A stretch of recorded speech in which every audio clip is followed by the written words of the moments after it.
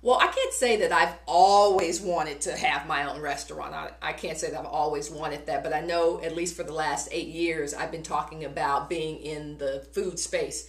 My sister and I started talking about being restaurateurs about maybe 7 or 8 years ago when we were thinking of selling my mother's peach cobbler recipe, which is freaking nominal. It is crazy good.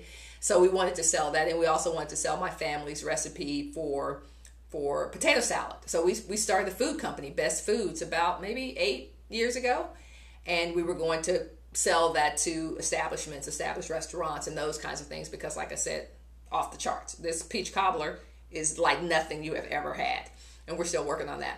So the idea of starting a food company came almost a decade ago, and then we started thinking about doing like a bed and breakfast. And in between that time, my cousin Ron started his own restaurant called Firehouse Wings. He's a firefighter. It was totally incredible, franchisable concept that lasted a couple of years. But just watching Ron and kind of consulting with Ron on what was working about his restaurant and what wasn't working about his restaurant really got me into the idea of starting my own.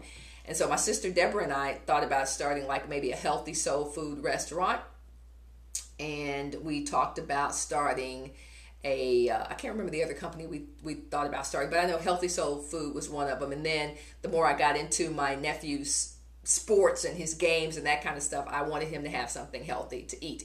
So did I always want to start my own restaurant? No, but at least for the last decade, it's been in my psyche, and we've been talking about it in my family. So I knew one day it was going to come to pass that I would be in the food business.